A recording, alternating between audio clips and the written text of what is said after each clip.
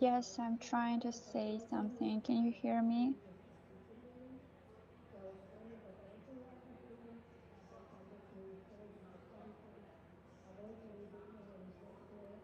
I'm saying something.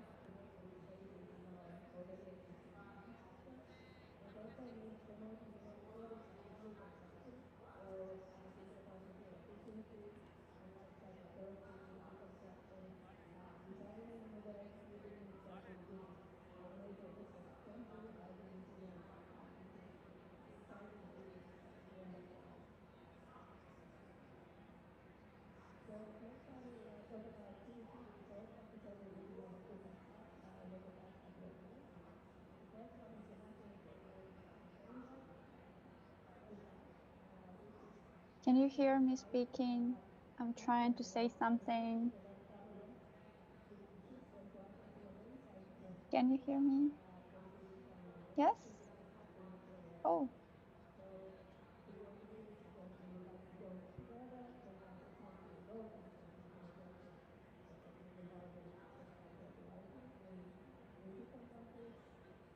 so I tried to share my slides.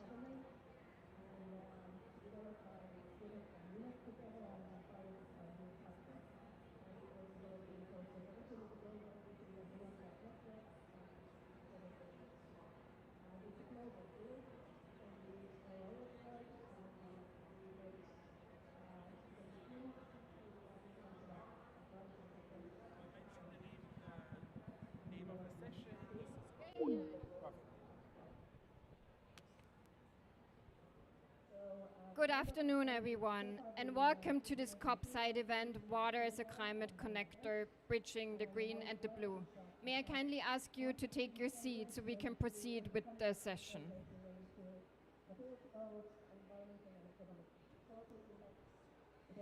Let me first start with saying how grateful we are to the Water for Climate Pavilion for hosting us today and for creating a space where cross-sector conversations like this one can happen. Before I invite our distinguished panelists to the stage, we will hear a short case study from the Lake Baikal Foundation, a partner organization of the Water for Climate Pavilion. Irina, the floor is yours. Online or in recorded format. Hello, dear colleagues. My name is Irina Babkova, and I'm project manager of the Lake Baikal Foundation for Environmental Applications and Research. And I'm delighted to be a part of this event, even online or in recorded format. In our activity, we try to unify framework of Sustainable Development Goals. And this presentation will show you how Lake Baikal Foundation demonstrate how inland waters integrate biodiversity conservation, climate adaptation, and land restoration in our case study. And I would like to start with introduction. First of all, our foundation is a non-profit organization aimed to support and promote natural science and sustainable development, and this statement is aligned with the statistics. So, access to water and sanitation is highlighted in the United Nations Agenda for Sustainable Development as a goal number 6. Then, more than 40% of the world's population suffers from lack of water. Then, the cost of drinking water in some regions of the world already exceeds the cost of oil, and I guess this statement is really important for our discussion. Last but not least, Lake Baikal contains 20% of the world's freshwater reserves, and I'm really proud to be part of this organization because Lake Baikal is also known to be a UNESCO World Heritage Site. So the mission of our foundation is to preserve Baikal by creating the conditions for sustainable water resources management at national and international levels. Here are our projects that we do today in 2025, and our projects have been always aligned with the United Nations Sustainable Development Goals, and for today's presentation the most important goals are number 6, number 15, and of course number 13. And let's dive deeper into details of the projects that are aligned with Sustainable Development Goals and Rio Convention's agenda. I guess the most important and the initial project of our organization is project about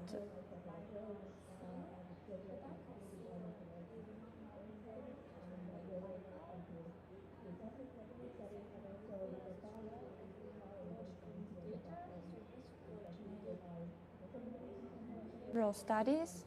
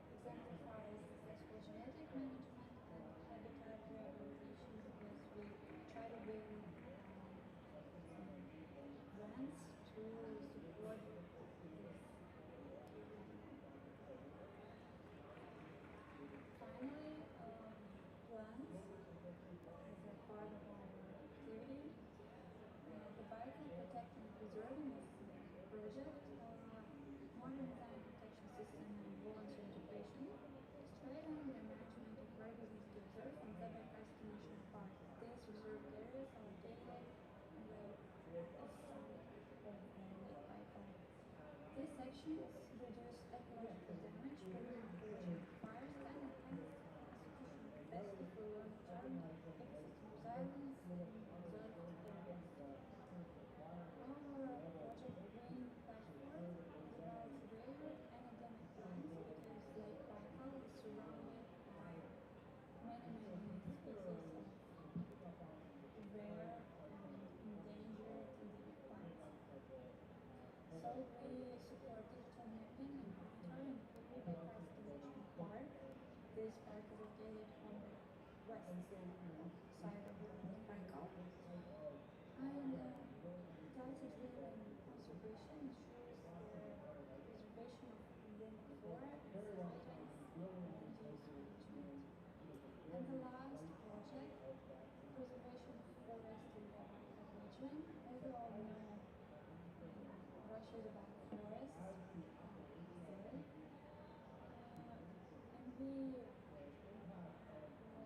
try to restore type of landscapes affected by fires and logging. Over 90,000 trees were planted across degraded areas. And I'm really proud of our survival rate of the plants. It's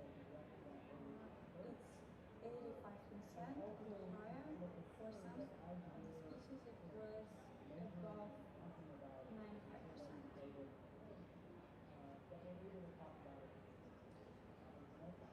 To sum up, we believe that only by joining efforts of everybody who is in contact with Baikal and freshwater ecosystem in general, we can preserve water resources for further generation and unlock its potential for contemporaries. This shared responsibility reflects the global challenge of integrating climate, biodiversity, desertification, and water challenges into unified action or bridging green and blue through science, partnerships, and long-term stewardship.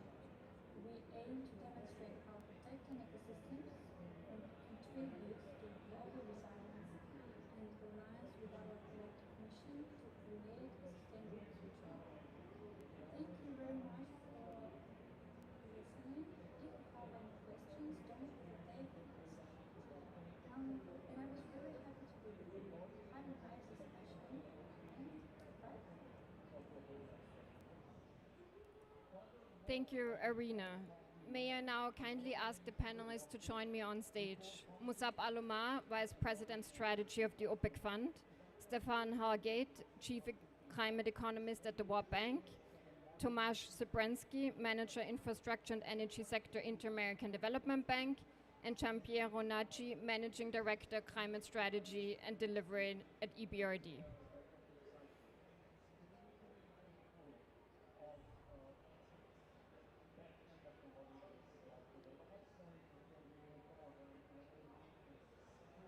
Welcome, and thank you so much for joining me on stage today. Do we only have one microphone, or okay? So I will hand the microphone over. We just heard a very powerful case study from the Lake Baikal Foundation, and I think it really underscores the urgency that when we look at climate challenges, we need to look at it from this nexus perspective, that we need to look at energy, water, biodiversity, adaptation, mitigation, and we cannot look at them in silos, but really our responses can also not be in silos. And I think especially being here at COP30, we see firsthand how resilience and adaptation are rising to the top at the global agenda. And I feel like the days are really shaped by discussions on how countries can deliver real resilience dividends, protect ecosystems, and ensure that climate investments strengthen communities. And with this panel and this event today, I really want to discuss and make a case for scaling up investments in the energy, water, climate, biodiversity nexus, highlight integrated projects and financing models, and explore how the Global Water Mission, which is a multi-stakeholder effort to drive coordinated action for water security, much like other missions like Mission 300 in the energy sector, can accelerate country-led climate-smart action. Musab, may I start with you? So at the OPEC Fund, we recently launched a Green Blue Connect, and this is where we really center climate action across our sectors. How does this fit into our overall progress that the OPEC Fund is making on climate finance? And how are we turning that vision into real practical investments? How are we putting this into practice? Thank you, Valerie, and good afternoon, everyone. Pleasure to be with everyone here in this panel to discuss an important topic here, especially in that COP where we're talking about adaptation and resilience and nature-based solutions. As you know, Valerie, we have set a 2030 target, climate finance target, and we are 6 years ahead of schedule. We launched our climate report last June, and it clearly states that 40%, almost 40%, 39.3% of our 2024 new financing contributes to climate. So what's that mean? That puts us close to our 40% target, our 2030 40% target. So we are way ahead of our target. This tells you everything, that climate action is no longer aspirational for the OPEC Fund, it is operational. We translate that ambition into practice through 3 levers that are making a real difference on the ground. We screen every project, every investment through a climate lens. And basically, risks, opportunities are visible to us from the start. The second thing, what we do, we partner through collaborative financing, especially to reach the underserved regions and sectors. Third, we design projects with nature, which is an important point here. We keep nature in mind from day one, not as an add-on. This is how we ensure that every dollar contributes not only to growth, but also to resilience, equity, and sustainability. Thank you, Valerie. Thank you so much, Musab, for this overview of how we look at climate finance at the OPEC Fund. And as I just mentioned in the introductory words, we launched a Green Blue Connect at the OPEC Fund. And this initiative is really bridging our adaptation, mitigation, finance, and addressing them together. So can you tell us a little bit about what motivated this initiative and how do you see it changing the way development finance and the finance community approaches this climate, water, biodiversity nexus? Again, me? We need to give a chance to the speakers. I'll be happy to speak about that. Basically, why did we think about this Green Blue Connect initiative? As we look across the global landscape, one imbalance is clear. The green agenda that we have been hearing about, renewables, reducing gas emissions, is in the spotlight indeed, which is well deserved. But the blue agenda, covering water systems, ecosystems, wetlands, remains underfunded and underprioritized. So that is a problem. Why? Because 90% of climate disasters are water related. And it is estimated that annual infrastructure losses from extreme weather are around $845 billion US. So for us, what does it tell us? Water isn't a side issue. It is a central connector. It's a connector between mitigation and adaptation. That is precisely why we launched our Green Blue initiative back in June, where we committed $3 billion US, aiming to bridge the gap or the divide between energy, which is the green, and water. Hello? I think, yeah, we're back. Good. And so basically, we were saying bridging the gap between the green and the blue. The green, the energy, and the blue is the water, basically between mitigation and adaptation and so on. So financing integrated solution from climate solution linked to energy, water system resilience from renewable power desalination and climate smart agriculture. So it changes really the way the development community works in three important ways, which are integration by design. So every project is designed to deliver co-benefits for the people, nature, and economics. Partnership is necessary, as I mentioned earlier. The initiatives mobilize public, private sector, and philanthropic capital together. Third is scalability by structure. As you know, OPIC Fund works across 125 countries worldwide. So it creates a replicable model that can be adopted and scaled across countries and regions. And we are putting this in action. I'll give an example here in our host country, the host country of COP 30. We are supporting an urban resilience program in the municipality of Petrolina. So the program improves water supply, strengthens drainage and flood protection, creates green public spaces, modernize community and cultural infrastructure. It is a model how cities can combine both an engineered solution with nature-based design.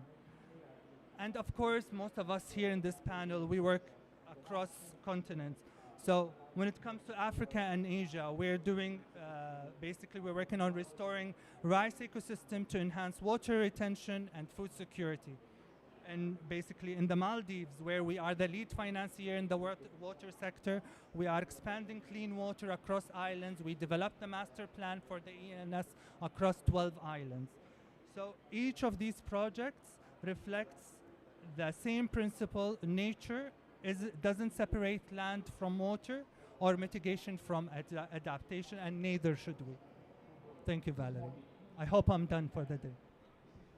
I might come back after the panel for some closing remarks or like a short summary, but thank you. I think that was a great setting the stage to how we really need to connect green and blue adaptation mitigation. And now I would like to move on to Stefan and the World Bank and really hear your perspective of this nexus, water, energy, adaptation, mitigation. What do you think does it take to really incorporate that into national climate and development strategies? And then how can institutions like the World Bank really help countries move from fragmented projects to more like integrated system level thinking, bridging the green and blue? Thank you very much, and thank you for the invitation. It's really a pleasure to be here. And I mean, OPEC has been a long-term partner of our work, especially on water. So it's great to see what you're doing. And what I hear is, of course, exactly aligned with I think what I'm hearing in a lot of the panels. I'm running from panels to panels. It's a lot about the silos, right? And getting from projects to something which is more like a development path that is consistent with the many goals that you mentioned. So you're asking about energy and water. We have been looking at this question quite a lot in our country diagnostics. So we're doing in every country where we have a portfolio, first a diagnostic, which is really the World Bank Group vision about what are the challenges, what are the priorities, and we're asking the question, how can countries successfully develop in spite of climate change?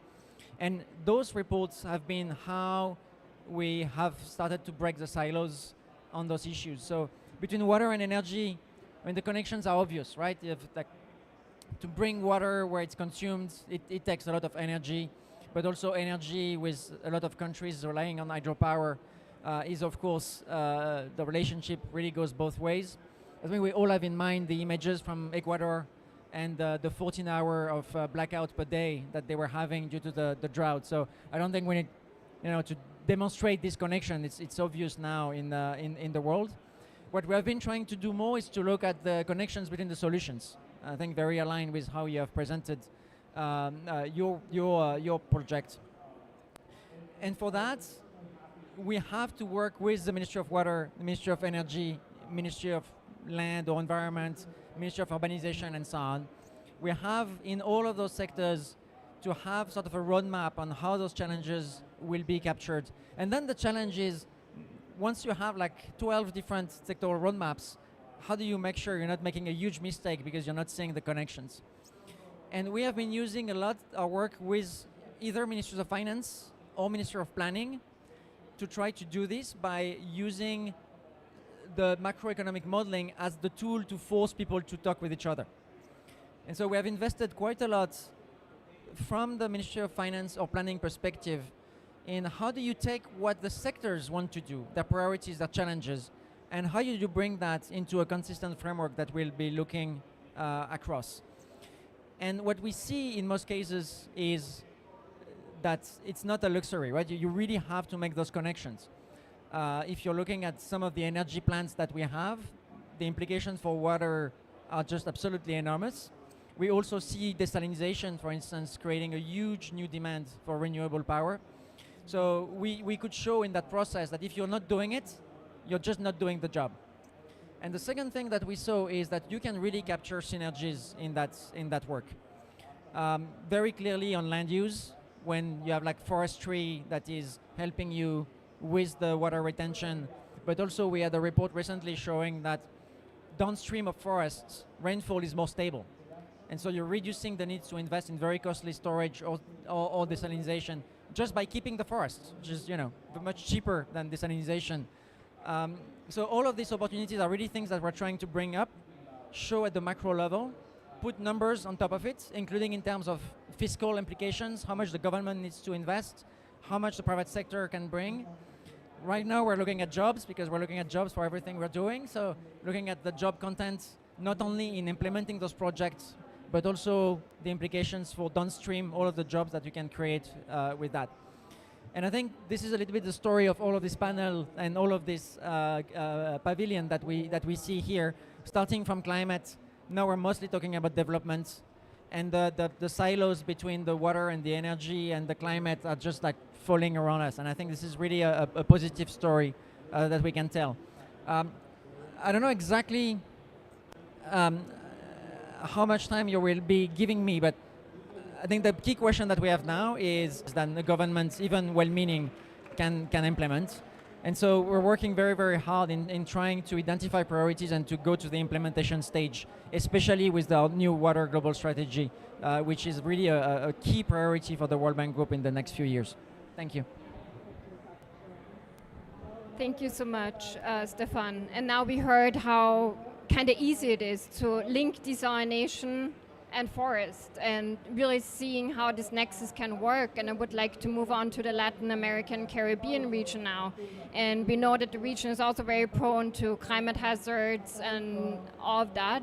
And I would really be interested to hear how you're tackling, also in your infrastructure portfolio, but also in general, this nexus of like green and blue, adaptation, mitigation. As Stefan just said, these are all aspects of climate, and they're just not just silos in itself. And if you can just share the IDB's approach to that, and yeah, then we move on. Thank you.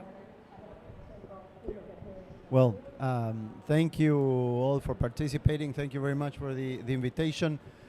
So a few thoughts on Latin America and what we are doing in Inter-American Development Bank. As you know, and we are here, this is a region with plenty of water, but there is like many paradoxes, and one of them is that this region is the one that has the largest endowment of fresh water, but at the same time, a significant share of the population live in areas under stress, right? Water stress. So realities are very, very different. So the nexus is very clear. Stefan described it very, very well. For Latin America, is very, very important. Agriculture is still represents a large share of the economy, so water is very much needed. Irrigation is low compared to total production. And then energy, also a point that Stefan made, in this region is heavily, or relies heavily on water. We have many, many hydro plants. And so how we work with water, the ultimate aim is to increase water security. That's our lemma. We need to have a set of intervention and strategy to improve water security. And The first level that we work with countries is at the policy level. The water sector hasn't received, or governments haven't demanded that much policy-based loans. We are working to change that reality, and why we need policy-based loans. That they are not basically they are budgetary transfers, but have attached a set of policy reforms and conditions to enable that the disbursement of resources. Those are the ones these policies that make real transformations.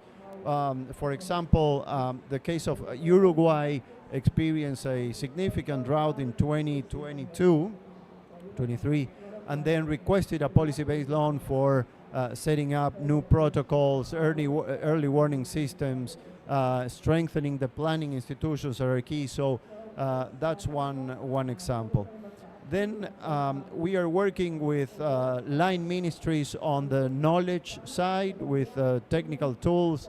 For instance, we developed a tool that is called HydroBid that allows to use satellite data, anticipate water flows given different climate scenarios. Those are being fed into transport, water projects. Energy is absolutely key. So those are areas that we are working. And then on other emerging sectors that are very relevant for Latin America is mining. There's a significant demand for mining. As you know, heavy sector that demands water in very high quantities, and that generates local problems, social conflicts. So that's an area that we're working both from the public sector side, but also from the private sector with IDB Invest, which is the equivalent of the IFC in the World Bank Group. And another emerging topic that hasn't been either addressed or maybe that it's emerging now or is receiving more policy attention is transboundary waters. And those are very important for Latin America. Virtually, there are a few working groups, but no institution that manages, eventual, conflicts. We are very far from water right allocation and how to enforce them. So we are starting to support countries on setting up working groups in the main transboundary waters. So I would leave it there, and then if I get another question, we can talk about financial instruments. Thank you so much. And now we're moving on to another region, and actually EBRD. You have really been at the forefront of connecting water, energy, and focusing on nexus financing, especially projects in the Asia region. And I would really be interested to hear from the EBRD perspective, also now hearing another region, how you're tackling this nexus financing and how are you incorporating the system thinking. Thank you, Valerie, and thank you for the invitation to the Open Fund. This is a really interesting conversation. So my colleagues have touched upon some important points. So the relevance, the importance of the planning phase and the policy signals. This is incredibly important to provide and to extend the acquisition of information and data that allow to make the economic case for water investment. And the more data, the more dimensions we bring, the more compelling that case can be made. At the same time, the financial case is much more difficult to make. So, and that's a bit the problem, right? Because, you talked about public projects. If we're trying to look at the private sector involvement, is much more complicated.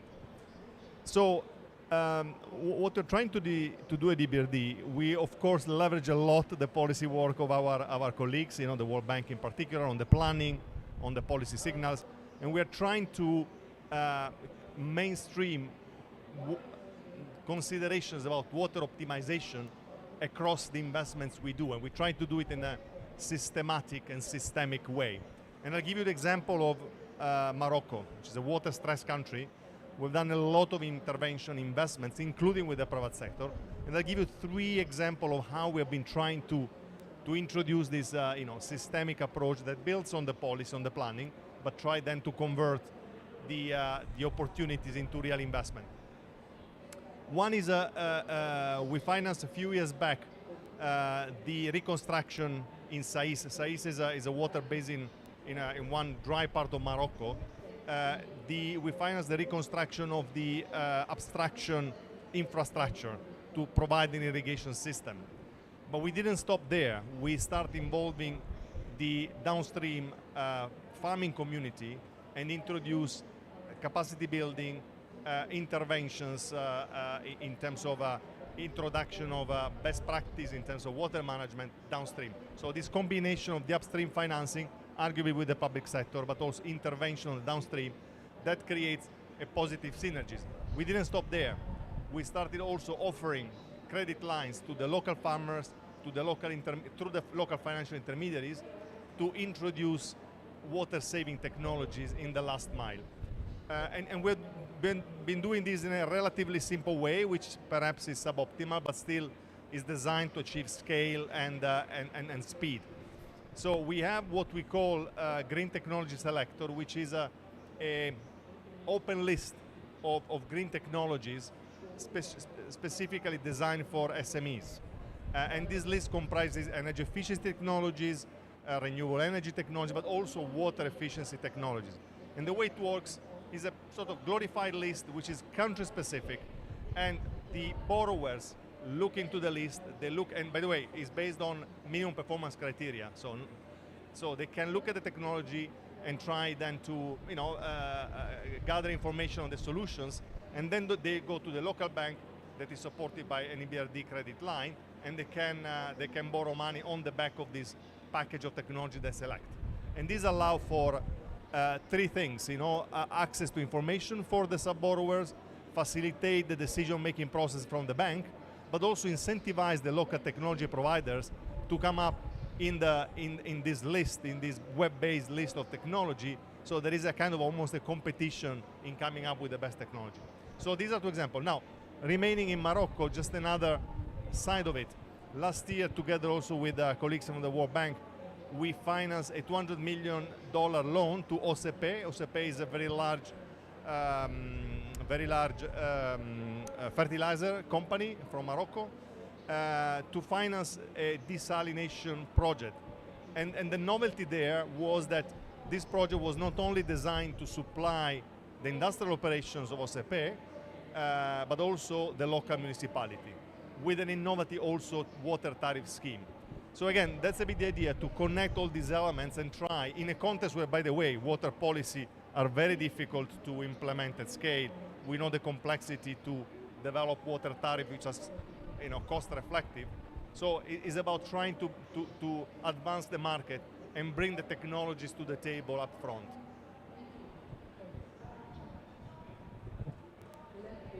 Thank you so much, Giampiero. And I think this panel is really valuable because we get the perspective from so many different regions and so many different multilateral development banks, and we have similar approaches, but then they're still different. And I would really like to go to a second round of questions, if you allow me. And Stefan, I would very much love to get back to you, and you already mentioned the global water mission that the World Bank is driving, and in the forefront of driving the mission where different multilateral development banks, philanthropy, private sector come together. And you mentioned it already, but I'm interested to hear, since the World Bank has also been driving the agenda on the Mission 300 in the energy sector, why do we need a mission for water now? And why do we as multilateral development banks in the global world actually need to come together and work on this, and really, or is it just adding another layer? So your perspectives on that would be appreciated. Thank you, and I think this is great that we had this conversation, because I think I started to talk about the diagnostics and the planning, and then you have the policy aspect, and then the financing of the project. What we're seeing is, and we see it in energy as we see it in water, is that to make it work, those 3 things need to work together. And I think the challenge very often is, because of the silos, you're trying to do the project and you're trying to put the stack together, but if you don't have the right policy and you don't have the flow of revenues, it's not going to work. And vice versa, right? If you're doing the policy, but what follows is just, you don't have the financing lined up, those policy changes are so difficult to do for government. It's so controversial, so complicated that if it doesn't deliver just right away, you get a lot of, you're losing a lot of traction. So I think what we have been trying to do, and working also MDBs as a system, right? And starting from the planning, is to get those things together, so that for a government making a difficult reform, and Morocco is discussing the water tariffs, for instance, there is this clear idea that if the right reforms are being implemented, you will see financing coming. And so maybe it's difficult to do, maybe it's going to take social protection to help the vulnerable manage and so on, but you know what you're buying, quote unquote, that you will have the finance coming. What we find difficult is to have this place where you get this deal done. The government will say, I commit to do those policy changes, the private sector saying, okay, I'm coming with that amount, and maybe the concessional finance to just help manage with the risks and the guarantees and so on. And that's why this idea of a global water strategy is important, because what are we trying to do with M300 on energy? It's exactly the same thing. It's at one point getting this package of things, negotiated country per country together, with a clear goal, as a way also to make sure all of the MDBs and other players are working together and are not in competition to finance the best projects. And we really feel like if we want to close that financing gap that we have in water, which, compared with energy, where we made a lot of progress on generation, we see the private sector coming in generation very easily. In water, it's much harder. Even if we do it well, we will need more public finance than in energy probably. So we really need to have this point of convergence where we put all of the resources together. We make sure we're not using concessional finance to subsidize bad policies, right? So first you do the policy change, and then you use concessional finance to de-risk or to just increase the revenues for the risk that you cannot remove with better policies. And to make sure from a government perspective, the benefits are there very clearly established. We feel it's much better to do it if you have a high-level mobilization, that you make it a big deal, and that country per country, you're trying to get those deals together. And then this is why we feel this approach that we're also using for agriculture, by the way, with the program AgriConnect, that we're also trying to bring public and private together with the government as really having the ownership of a strategy that includes all of that. To me, water is really an obvious place to do the same thing. And I think this discussion really illustrates why we need to have that. Thank you, Stefan. And I think this really sets very nicely the stage of how there should be no competition among MDBs and financiers. And so, Tomasz, I would be also interested to hear your thoughts on how do you think coordination among the MDBs could be done in a most efficient, effective way? How do we need to come together to actually achieve projects and finance and actually impact in missions like the water mission, the energy mission? Great question. We never compete. Never. Yeah, no, that's it. But actually, you made me think, in my view, and we should understand why it's not clear, there is more cooperation in transport, in energy, than in water, among MDBs. At least the one present with a significant presence in Latin America, World Bank, CAF, IDB. But still, I think there is a good dialogue. We benefit a lot from donor resources that also is good. And by the way, thank you. We are working with you, OPEC, with a new facility for project preparation. And I think that actually donors play a very good role because they force us to work together. And to be more effective and complement each other in the use of financing. So, but let me just share with you that might be of interest, new areas, new instruments that we are using, and I think the water sector is more open to in the last few years. One is guarantees. that we're using political risk guarantees for desalination plants, for water treatment plants, and then this region is experiencing or advancing the agenda of PPPs or privatization, the way you want to call it, especially Brazil. Brazil is under a huge transformation. This country is concessioning to the private sector most of its water utilities. And then we are working in the process in structuring those concessions. One additional point that I would like to complement what Stefan mentioned about what needs to be done in the water sector is to focus more and more on the demand side. Tariffs are incredibly important. This is a sector that, at least in Latin America, doesn't pay that much attention to the tariff regime. Smart metering is way behind if you compare water with electricity, so there's a lot to do there. And to work on the demand side, not only to make a rational use of the scarce resource, but also because of the sustainability of the public sector, of fiscal sustainability going forward. So I would leave it there. Demand and maintenance and Lex. Thank you. And so we heard the term global water mission. We all need to come together. We need cross-sector financing. So Giampiero, one last question for you before we wrap up the session. What do you think is the next frontier that we need in this financing, that we really can focus or like advance this nexus financing? Easy question, yes. No, let me. I was thinking how to answer while colleagues were speaking. Because you see, I think what's important to reflect is really about models of engagement. So how you bring the different elements together as early as possible. Is the planning, the finance, the technologies. Often we forget that there are technology providers out there that can contribute from the beginning in finding the solutions, right? So how to squeeze the time, how to make it work more efficiently. So, and I have, I think, two examples that in my view are quite compelling. Going back to MDBs, because yes, of course we compete, but actually we love each other. My best friend is Thomas because we don't have any geographical overlap. So IDB is our best friend. I'm kidding. We really work together well. And two examples.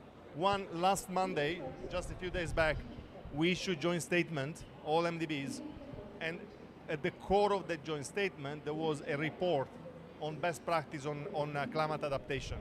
And you can see it's a very interesting, very extensive set of examples of what we have been doing individually together. And of course builds also on a decade-old collaboration, for example, on adaptation finance tracking. So we issue every year a report that is, become a bit of a benchmark, in the climate finance disclosure sort of ecosystem. So this is very valuable because it gives, again, message to the market and is also increasingly utilized by the private sector. Second example, you are not there, but in Central Asia, as you asked before, clearly water management is a very, very big and contentious area, right? There are legacy issues, so let's not go into the causes of it. Climate change issues, melting of glaciers, and all the rest. But jointly, World Bank, ADB, EBRD, others, we've been working over decades, to build that kind of political consensus. And I'll give you two examples of how, doing the policy work and doing the diagnostic. And this has resulted in a number of really interesting developments. Last May in Samarkand, Uzbekistan, 5 prime ministers, presidents, in fact, of 5 Central Asian republics, Uzbekistan, Kazakhstan, Tajikistan, Turkmenistan, and Kyrgyzstan, met there in the climate summit, Central Asia Climate Summit, and water was at the center. And they were standing in the podium, say we need to work together on water savings. And that's, I believe, we contributed, using our political capital, making 500,000 studies, but that led to that result. And one example of that work is now we are financing, fingers crossed, a I believe is the largest or one of the largest hydropower plant in Central Asia, Kambarata in Kyrgyzstan, which is financed by the three countries together, Kazakhstan, Uzbekistan, and Kyrgyzstan, the World Bank, EBRD, and others. This is a 2 gigawatt power plant, which is a bit of a water management project disguised in a power project, because it's really about managing water resources downstream. So this is, again, example of how using, but there is also an element of perseverance, an element of being there in the ground and talking daily to the public officers, to the private sector. So I think these are examples of how things can ultimately lead to result with patience and determination.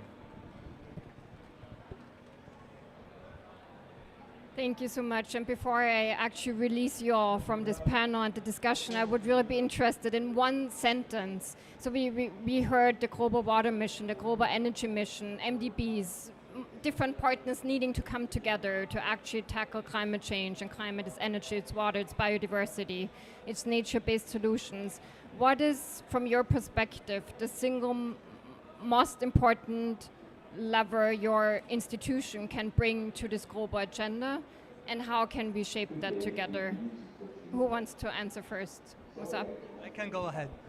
No, thank you, Valerie. It's great listening to everyone in this panel and clearly feeling connected to those topics, from Kamprata, Ragun, and other projects, working closely also with the World Bank and Central Asia, introducing water policy and reforms, also working closely with the World Bank and the Universal Access Programs in Central Asia, water access programs, working with the Inter-American Development Bank and so on, in different level, policy, infra, innovation, and so on, also assessing projects.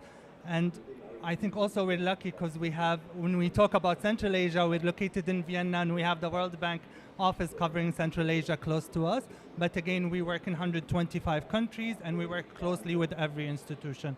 And I think the most and simple lever we have as the OPIC fund, I think, collaborate for impact. Thank you. I'll give. So just maybe one thing that was striking to me when we were doing our country climate and development reports is very often you have people from the Ministry of Water telling us, great, you will help me make the case to my Minister of Finance. And so I think one of the things we can do is just to bring what is known in the line ministries and to make it in the Ministry of Finance or central planning.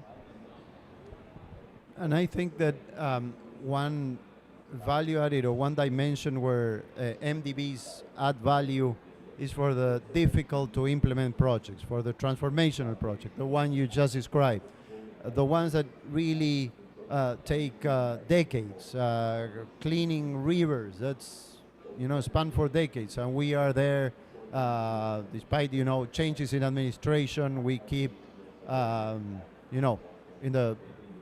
a clear objective. For me, maybe my last consideration, I'm very excited about the role of the private sector. We haven't talked too much about the private sector here. At EBRD, we've been doing more and more, the equivalent of the policy loan in the private sector, sustainability-linked loans. And we are very excited about that, this outcome-based finance product. We're very excited because they may not necessarily change dramatically the financial structure, but ultimately lead to two very concrete results. Often lead to an increase of awareness. So there is a behavioral shift inside the organization, business behavioral shift inside the organization, because they're forced to set up KPIs, they're forced to monitor them, and that trigger really a different perspective. But also allow organizations that go with this type of products to open up to a different set of investors.